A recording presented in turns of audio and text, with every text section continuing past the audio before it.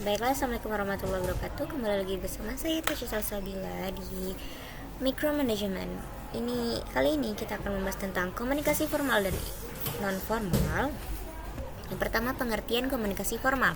Komunikasi formal adalah komunikasi yang disetujui oleh organisasi itu sendiri dan sifatnya berorientasi kepentingan organisasi.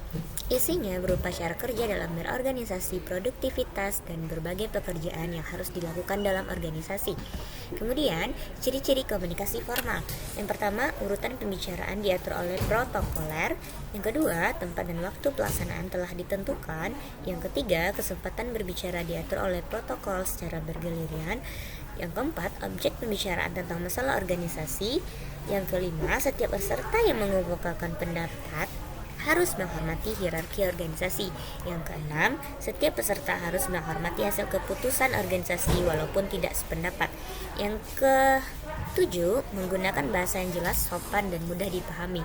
Yang kedelapan, adanya notulen dan kesimpulan hasil pertemuan. Selanjutnya, fungsi komunikasi formal. Komunikasi formal terbentuk sebagai fasilitas untuk koordinir kegiatan pembagian kerja dalam organisasi. Kedua, hubungan formal secara langsung hanya meliputi hubungan antara atasan dengan bawahan.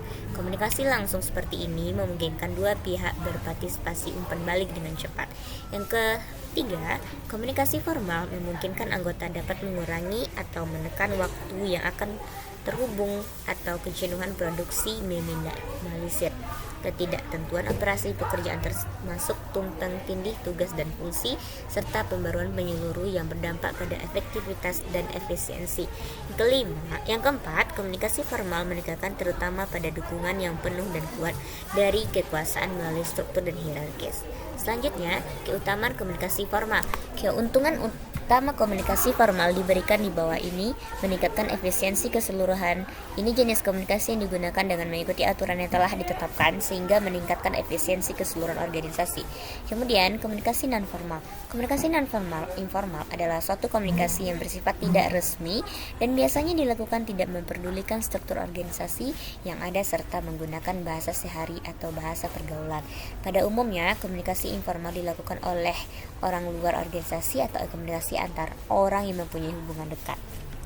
Selanjutnya, fungsi komunikasi non-formal untuk memelihara hubungan sosial persahabatan kelompok non-formal, penyebaran informasi yang bersifat pribadi dan privat seperti isu, gosip, atau rumor.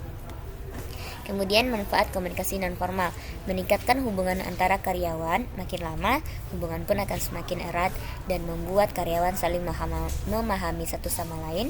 Jadi, hubungan karyawan pun akan semakin erat. Kemudian, ciri-ciri komunikasi non-formal. Yang pertama, tidak terjadwal. Yang kedua, partisipan keluar dari peran yang semestinya. Yang ketiga, agendanya tidak teratur. Yang keempat, interaktif. Yang kelima, isinya layak. Yang keenam, bahasa yang dipakai bersifat informal. Kemudian terakhir, perbedaan komunikasi formal dan non-formal. Komunikasi non-formal bersifat kasual dan spontan, sedangkan komunikasi formal lebih diperkirakan dan disiapkan dari pengalaman belajar atau pelatihan terorganisir yang menyajikan peraturan dan konvensi yang diberi wewenang oleh etiket bisnis dan formal. Sekianlah video kali ini, and this is one of the last video in my YouTube channel, so I hope you enjoy for the last time. So bye, see you.